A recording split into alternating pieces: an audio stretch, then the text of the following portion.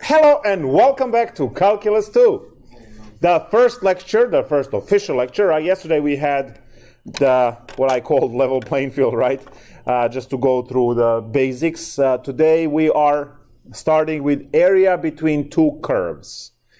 So we are familiar from Calculus 1 and from the review last class that we may calculate area underneath the curve between two x values, x1 and x2, we call them a and b, by using the Riemann integral, and as long as the function is not dipping below the x-axis, we don't have to worry about absolute values and things. We can just set up the integral a to b, f of x dx, and be done.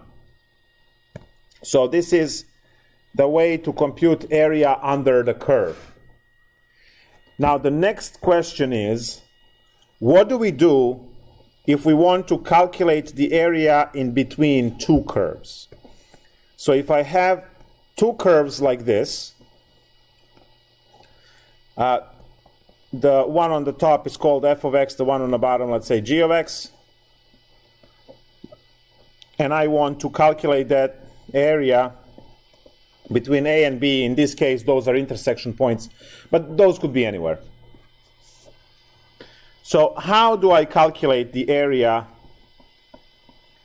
in between these curves? So that's the question for today. The way we do this is we work on two integrals. We have the integral of f of x. So if I say area 1 is equal to integral a to b of f of x dx, we would calculate everything that is shaded blue.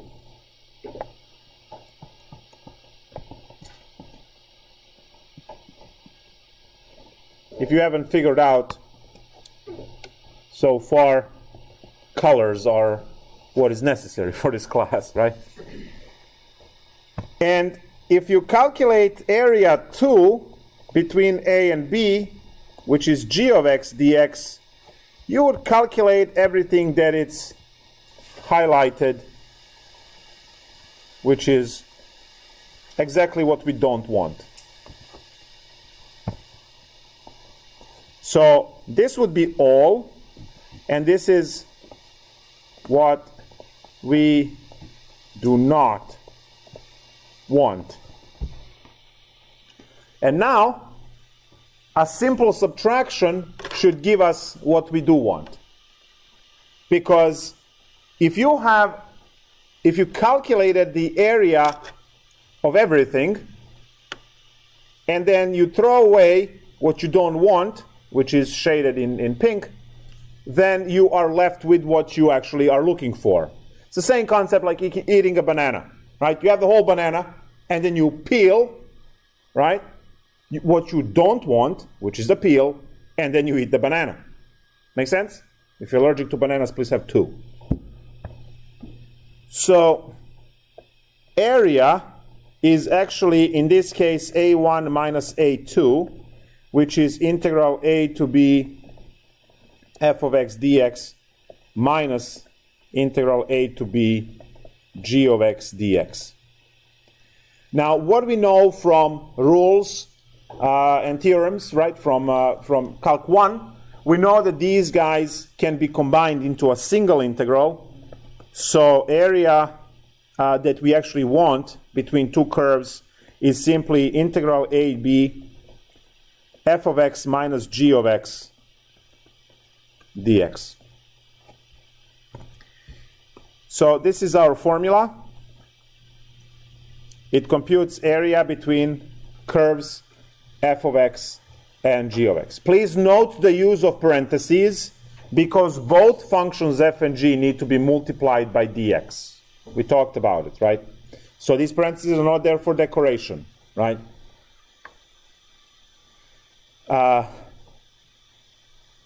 The limits of integration are either values that are given to you or intersections of functions. So the graph that I have here, we have A and B at intersections. We don't have to have them at intersections. So I can have a situation where we have, let's say, a downward opening parabola and then a linear line, and I just want to focus on A, which is 0 to B.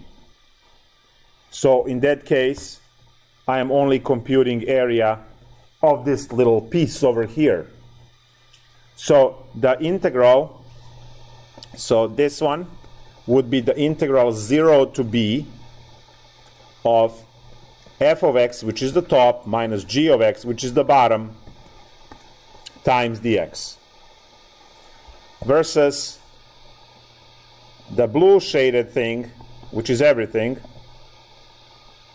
that integral would be integral a to b, if this is the intersection here, that it's a, then that will be integral a to b of f of x minus g of x dx. So the question is, what do you want? What do you need, right?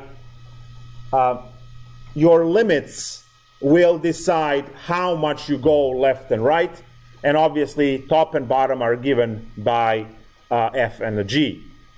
We always call the one on top f and the one on the bottom g, and it's always top minus the bottom. So if you want to remember this formula not by the variables that we define as f and g, you can just remember it as the integral of top minus bottom function. Yes? If the domain goes past where they intersect, you have to do a whole separate. Yes, that's the next case. Before we get there, I will also note that this method doesn't care if the function goes below x-axis at any point. So you don't have to worry about absolute values because this is the integral of a difference. So it's only the relative positions of two functions that count, and not if they go above or below x-axis. So let me write that here. So for area between two curves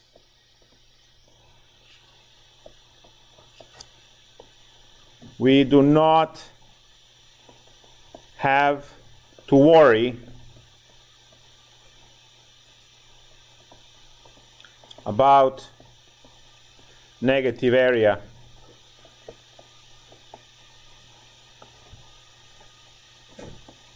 I.e. f of x or g of x below x-axis. So that doesn't matter in this case. Let's solve one example and then move on to more interesting cases. So say you have a downward opening parabola that is going through 5. So this function here is given as 5 minus x squared. And then say that you have a linear line at 45 degrees going through 2. You should be able to immediately figure out the equation for that line. It's the decreasing function, therefore negative x, right? The slope is negative 1, and the y-intercept is 2, so it's 2 minus x. So we have two functions, and I want to find the area between these two. Now note that I'm not giving you limits. If I'm not giving you limits, what are the limits that are implied? Intersection to intersection, exactly. So if I am not giving you limits, you have to use intersection points as limits because the area is completely contained in that case. If I give you limits, then you have functions to give you top and a bottom bounds, and then those limits with the vertical lines will give you left and right bounds, and the area will be completely contained. Do not have areas that are not contained, like this one over here. See, this over here is infinite area. It's going to go bigger and bigger and bigger. Also here. This is also area between two curves. That's infinite. It's not bounded. It's bounded on the right, it's bounded on top, it's bounded on the bottom, it's not bounded on left. Both of these areas are infinite. And this one here as well. So you have these three. The only one that it's bounded from all sides is this one. So we are looking for this area here by simply first figuring out the limits. How do you propose to find limits of integration?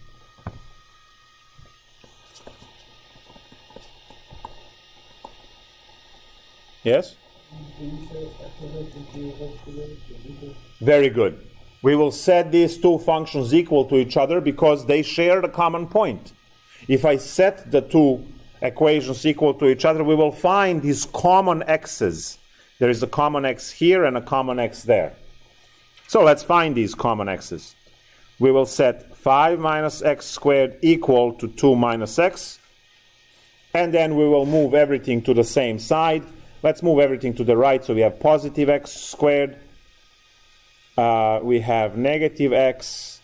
And then we have minus 3. I think. Equal to 0. So this goes there, becomes positive. This is there, negative. This is 2, negative. Yes, good. So now we have to solve this quadratic function. Now I just made up these functions. I did not take something from the book that it's already, pre-made to have nice values. So if you can't factor, right, you will have to use quadratic equation to figure out the values.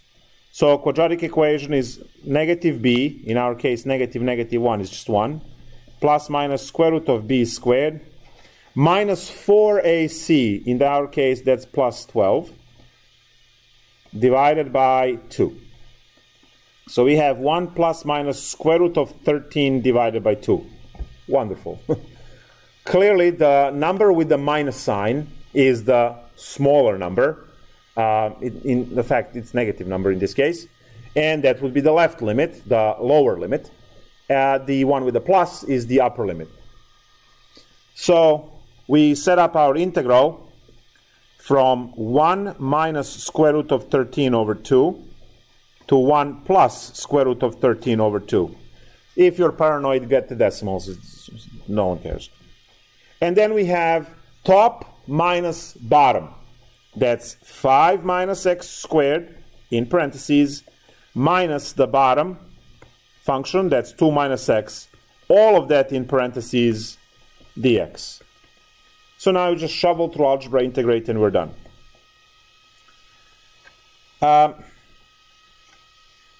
So 1 minus square root of 13 over 2. I kind of want to get the decimals just so I don't have to write this monstrosity every time. And now I have over here negative x squared plus x plus 3 dx. When you fix that, now integration, negative x cubed over 3 plus x squared over 2 plus 3x calculated from 1 minus root 13 to 1 plus root 13 over 2.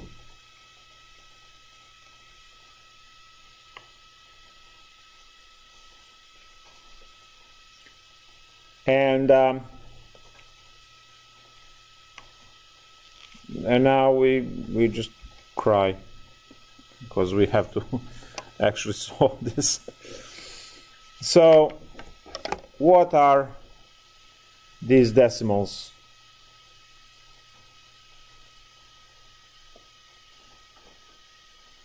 Yes? The top down is 2.303. 2.303. And the bottom down is negative 1.303. 303. Okay, we'll just keep it at 2.3 and negative 1.3. All right, thank you.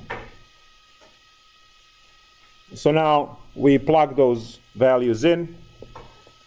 So negative 1/3 times 2.3 cubed plus 1/2 times 2.3 squared plus 3 times 2.3 minus, and minus gives me a plus, 1/3 of negative 1.3 cubed. That negative will survive. Minus 1/2 negative 1.3 squared. That negative will not survive. And then minus 3 times negative 1.3. This will survive. And that's equal to some negative, decimal number here when you compute all of this.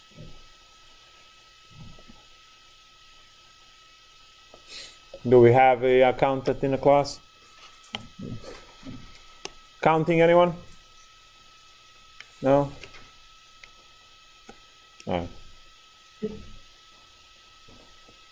Some decimal number. And then my exit sign over there. Just do it. If you care what decimal number you get, you just compute those values and so on. This is not a class in arithmetic, so whatever comes up there, there's it. All right, so now we have the notion of what's happening in these problems. The next order of business is what happens if we are given bounds and the functions actually interchange and switch. So here's the situation. You have function f of x that goes like that, and you have a function g of x that does this.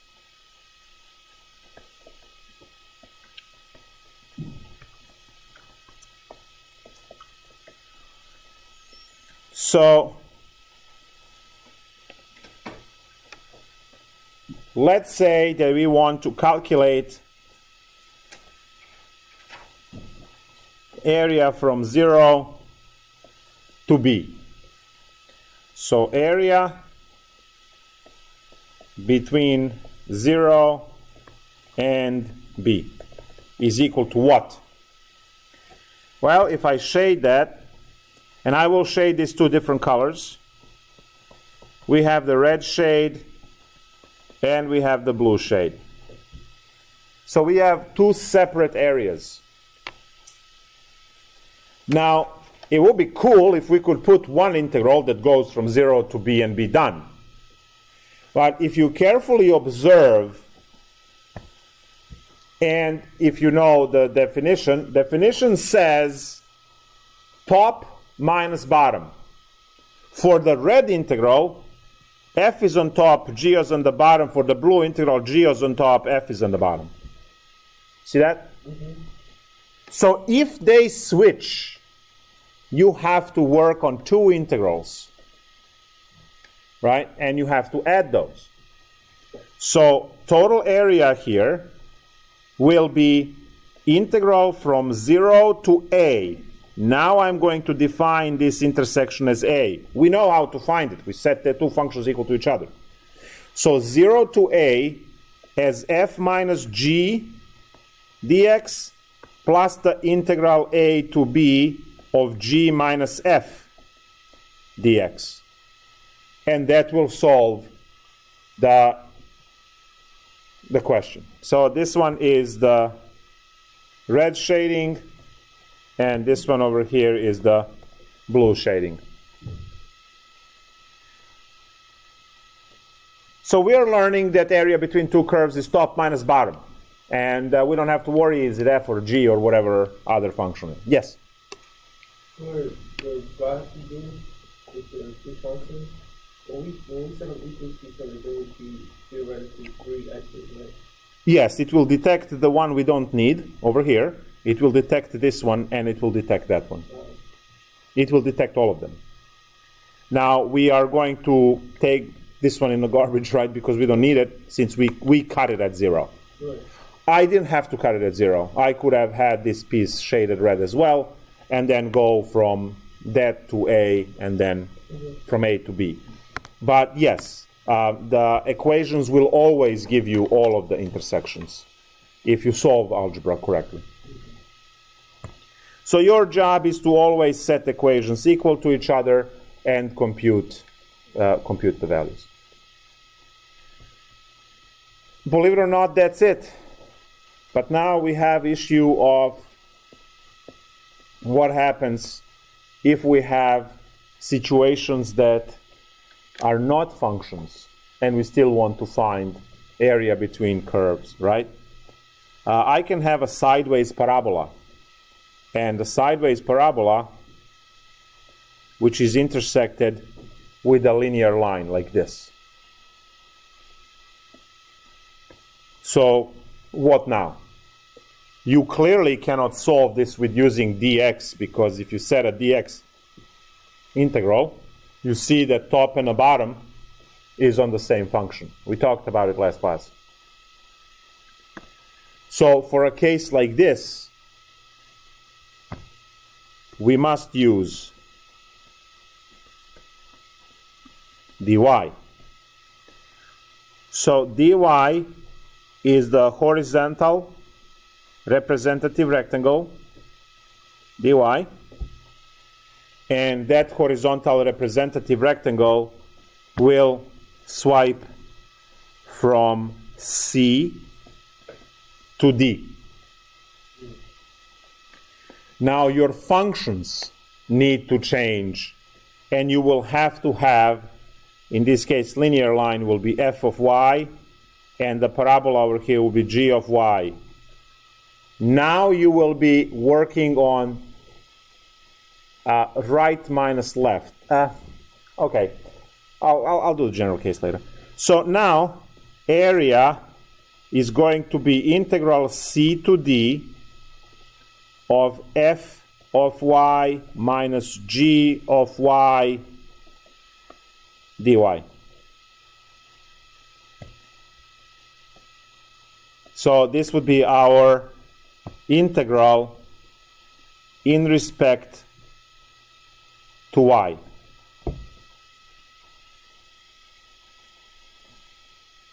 Same calculations. So now, if you are observing this, you can actually you figure out that this parabola here is just simply x equals y squared, right? So that's easy. Linear line, you can find the regular way with the slope and the y-intercept, and then flip it. Solve it for x equals. And then you have. What I am more concerned about here is this notion of top minus bottom and right minus left. Yes, it works in a vast majority of cases, but what do you do when the both functions are below x-axis? What do you do when the both functions are to the left, and so on? Actually, the way you should learn all of these formulas, I don't care whether you're talking top, bottom, or left and right, learn them as function that is further away from the axis minus the function that is closer to the axis. And I don't care now which axis, x or y. So I'm going to actually box that as the ultimate formula for the entire section. So integral between two values, a or b or c or d, I don't care. And then I will say function further away minus function close by, and then over here is either dx or dy, whatever works. So this is what we have. This is actually the case. So now, if I have a situation of any kind if you have function and then another function, you can say, okay, the one on the bottom is f because that's the one that is further away. The one on the top is g, and then your area is f minus g dx. Because it's the one that is further away from the axis minus the one that it's closer by. It's very simple. Because you will always count this way. You say, from the axis, this is how far I go, and then I am going to throw away what I don't need, leaving me with exactly what I do want. Does it make sense? So it's always going to be, everything you have, throw away what you don't need. It's like when you buy something. Well, the first thing is you rip off the package or a box and you throw that away to get to the thing that you wanted. I use the analogy of the banana, but technically that's that. So let's take a look at an example. And obviously it will depend on you to actually figure out whether it's dx or a dy integral. And you should be able to recognize that when you see the graph. So what do we have?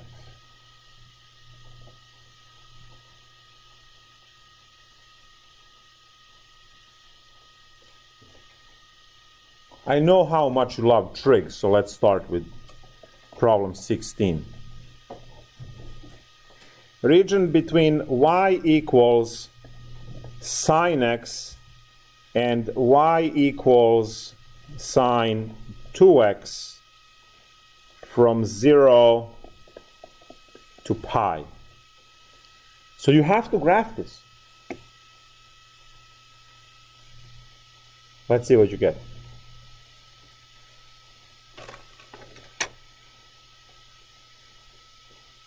You're into fencing.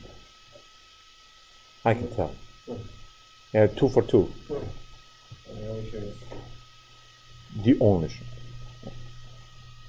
Sounds good.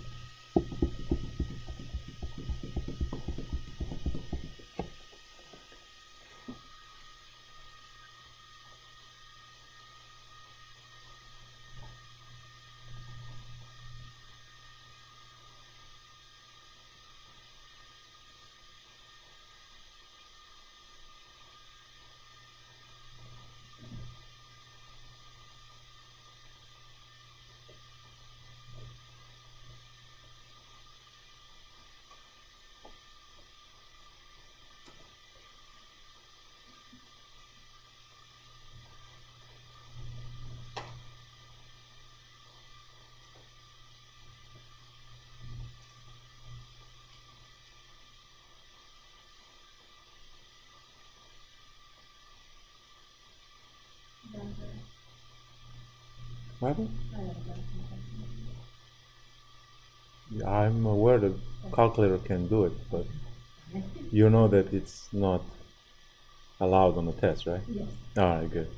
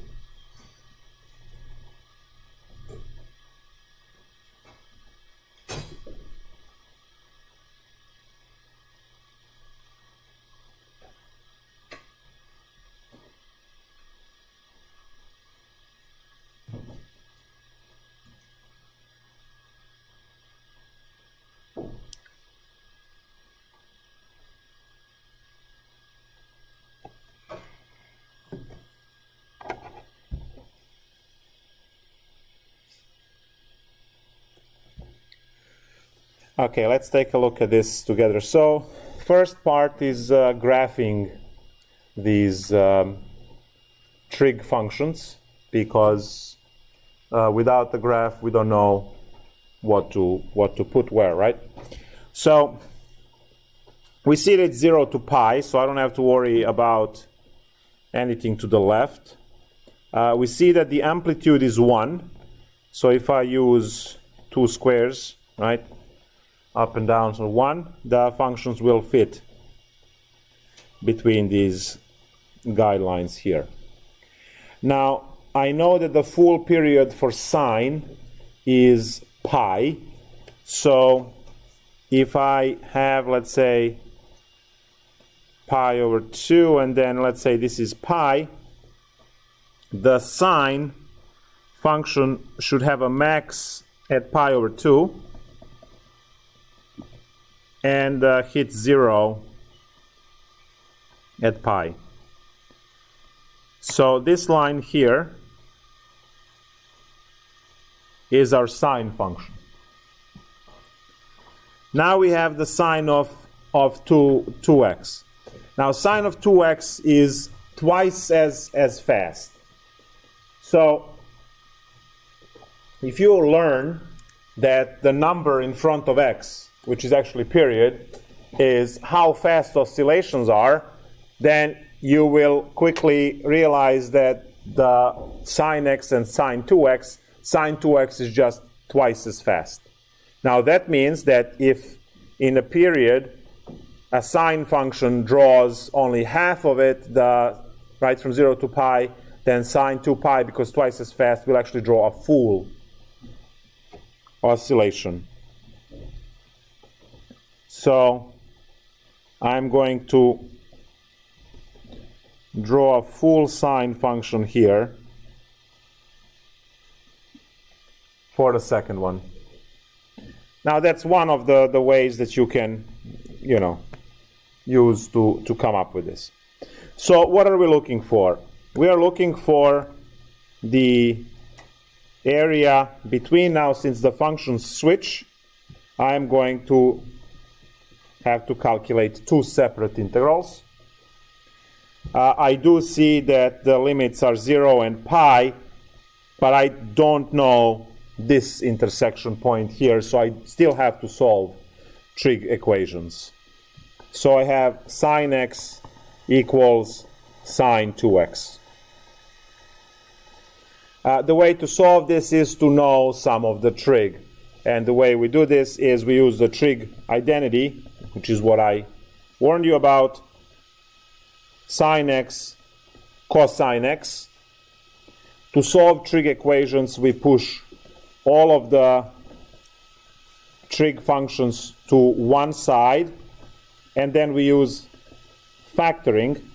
So in this case, sine x, we have 2 cosine x minus 1 equal to 0, from where sine x equals 0 and 2 cosine x minus 1 equals to 0.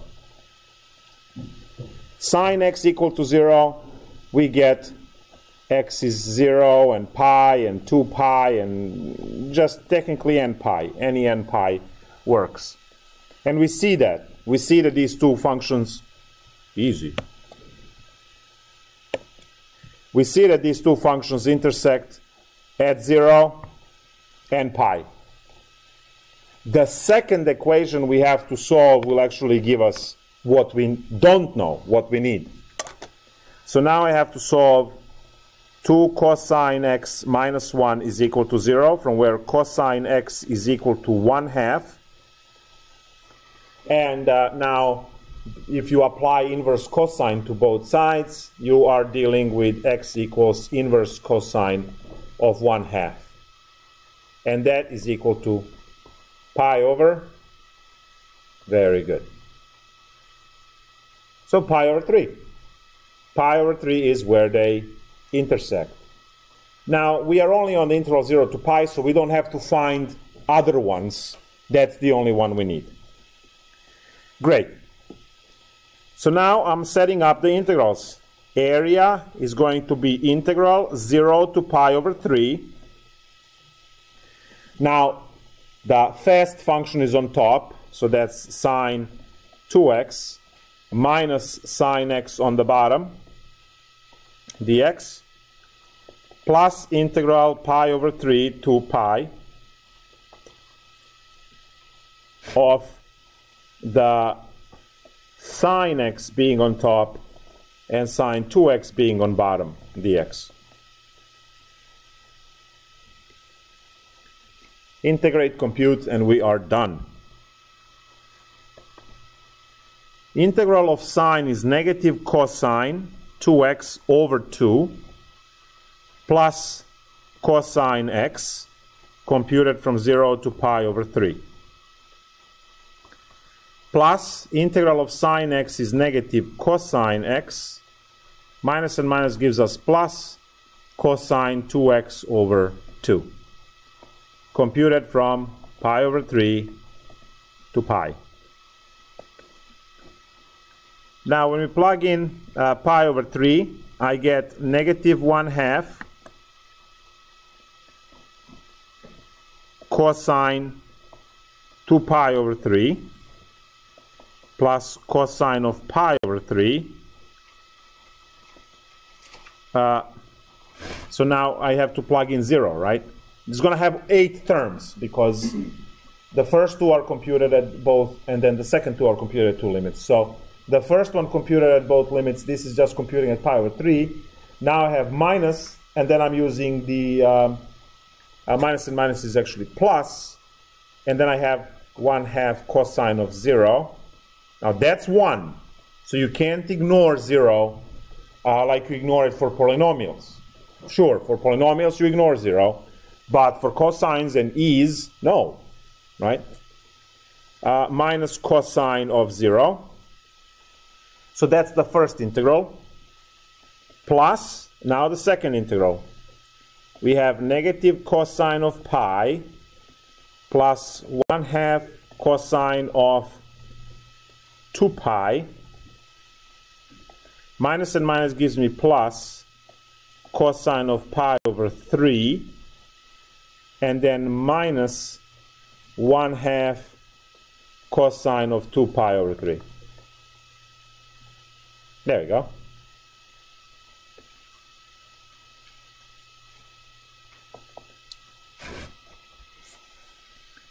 Cosine of 2 pi over 3 is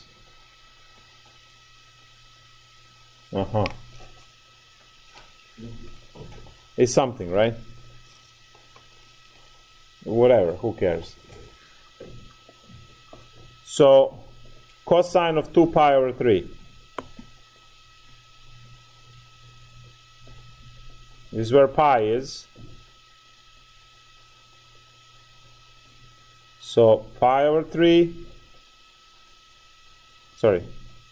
pi over 3, 2 pi over 3 has to be negative 1/2, right? So negative 1/2 times negative 1/2 plus cosine of pi over 3 is 1/2 plus cosine of 0 is 1, so 1/2 minus cosine of 0 is 1 minus 1. Cosine of 2 pi is 1, so that's plus 1/2. Cosine of pi over 3 is 1/2, so we have plus 1/2. And then minus 1/2 times, we already know, another negative 1/2. All right, now this is in a way. So this is 1/4 plus 1 minus 2 plus 1 plus 1/4 1/2.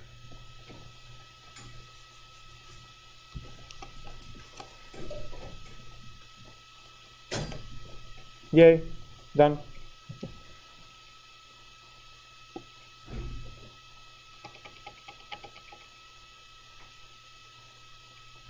Green? Anyone? Whatever, huh? Fine. Move to the next problem, I guess. So that was the trig problem. Let's see something.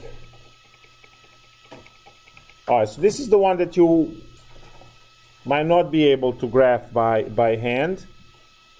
So I'll provide the graph. You should be able to graph the trig one. All right, so what do we have here? We have 1, 2, 3, 4. And then over here they say 5 and 10. So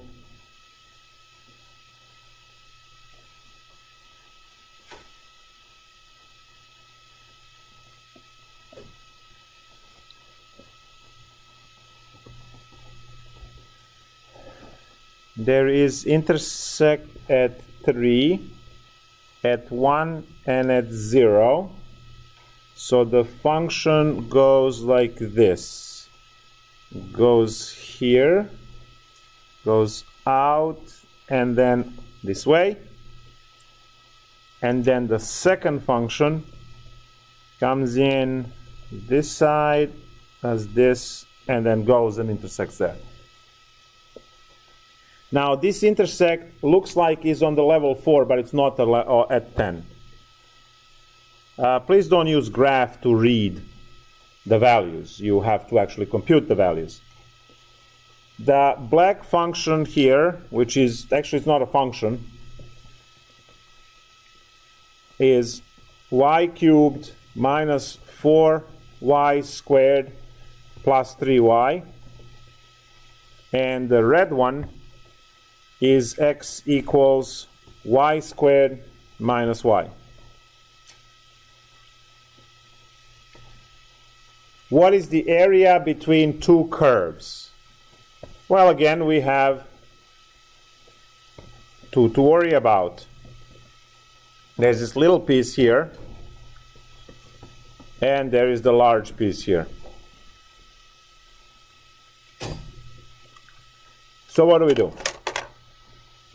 Well, we set equations equal to each other and deal with the intersecting points. I see two intersecting points. I know at 0 and at 1, sure. It seems that the top one is at 4. So let's just check that. Needs to be equal to y squared minus y. So intersecting points in this case should be 0, 1, and 4. Let's check.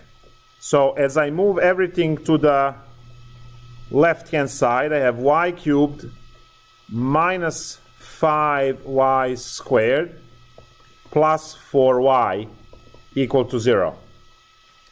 I can factor out y, which leaves me with y squared minus 5y plus 4 equal to 0.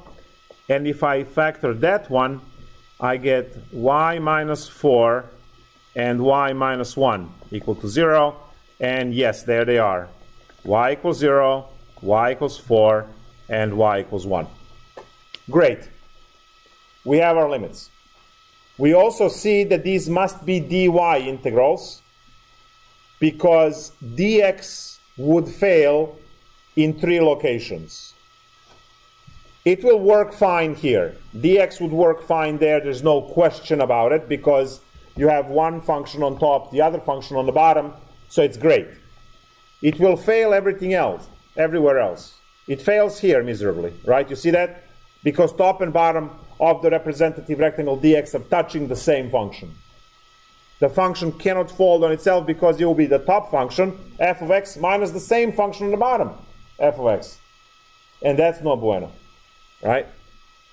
And the same would happen in each one of these little sides on the side. So if you think of this as 4 separate areas, dx as the integral would fail in 3 out of 4. So clearly we have to use dy. If you draw a representative rectangle dy, you see that dy comfortably slides between two functions.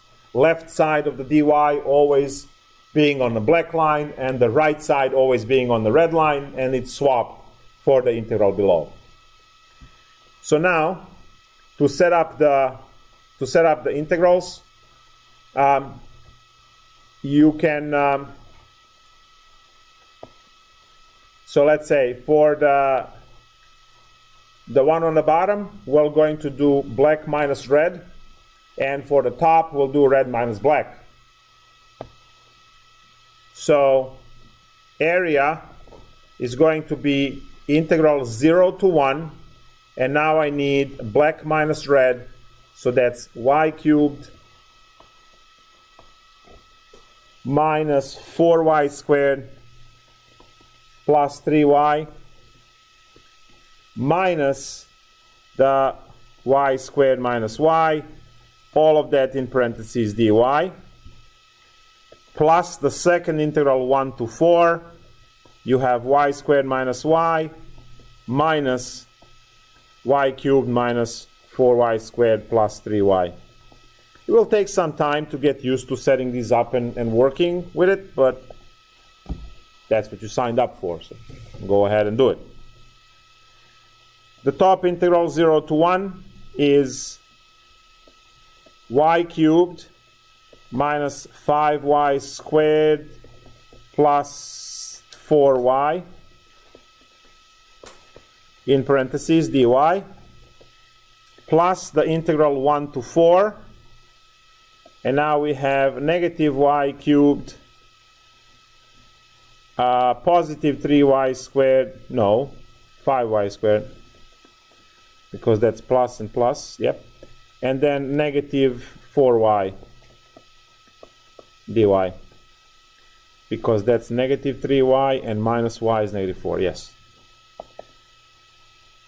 So now I have 1/4 y to the 4th minus 5/3 y cubed plus 2y squared.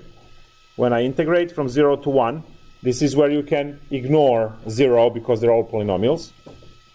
And then the second one is the integral, so plus, I can put this in parentheses, negative, I don't need, whatever.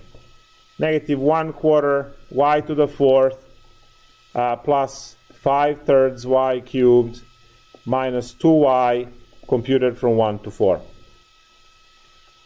When you plug in 1, you just get coefficients. So 1/4 minus 5/3 plus 2. 0 will kill everything because they're all polynomials, so we can just ignore that. Plus negative 1/4, and then we have 4 to the 4 plus 5/3 4 cubed minus, oh, this is supposed to say 2y squared, minus 2 4 squared, minus, and minus gives me plus 1/4. When you plug in 1, it goes away, minus 5/3, and minus and minus gives me plus 2. There we go. So we have 1/4 minus 5/3 plus 2. Over here I have one of the 4's cancels. That's 1664, so negative 64 plus 5/3 times 64. We'll do something cool for that. Minus, this is 32, plus 1/4, minus 5/3, and plus 2. Great. 1/4 and 1/4 is a half, minus 10/3, plus 4, minus 32. And here's the $1 million deal to deal with these two guys. You factor out 64. If you factor out 64, you just get 5/3 minus 1. So that's 2/3. So this becomes plus 2/3 times 64, which is 128 over 3. Okay, moving along. I have 1/2 minus 28, and then plus 1/18 over 3. Yeah, it still doesn't work to cancel. So the common denominator here is 6. So that's going to be 3 minus 121. We have 120, so times 6, right? So 168, and then plus 118.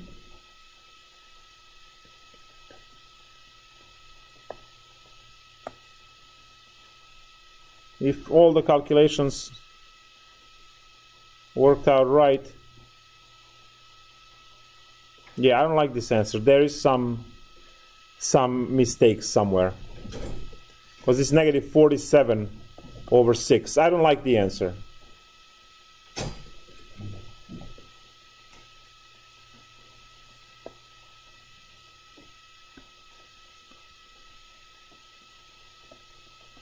Should be wrong. So figure it out. Some calculations somewhere went wrong because we got the negative area. So we have right minus left. We did for the red part, red minus the black. Yeah, somewhere some minus sign didn't work out. So yes. I think it's one of the 64s. I think the first one should be a positive. There's a negative 4 to the 4th. Negative 4 to the 4th. There's no negative 4. It's negative 1/4 from the integration, right? Because this is negative. And then you are plugging in positive 4, so that becomes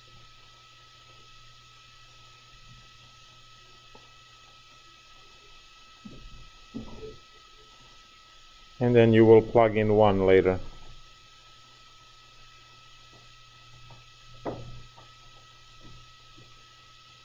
Is that?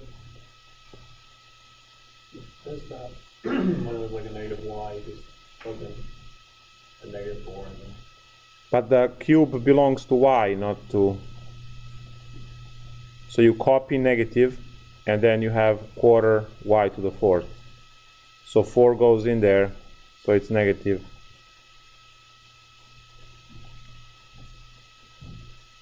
It's 4 4s, one of the 4s cancels. Yes? Can I see the end of it? Sure, free of charge. I thought that 118 is still the same in the numerator. They're going to be multiplied by 2. That guy over there. Rutgers, right? Rutgers power. So yes, this needs to be multiplied by 2. So that's 220 plus 16. That's 236.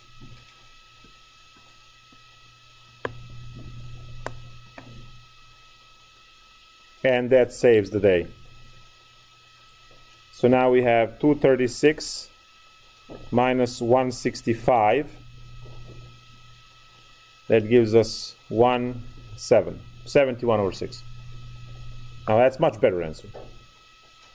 Not claiming it's right, but at least it's possible, okay?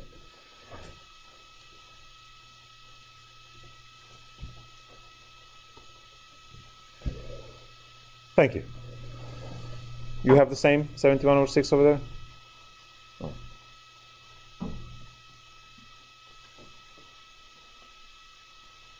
Good. Well, that's it. That's area between two curves, whether they're sideways or on top of each other.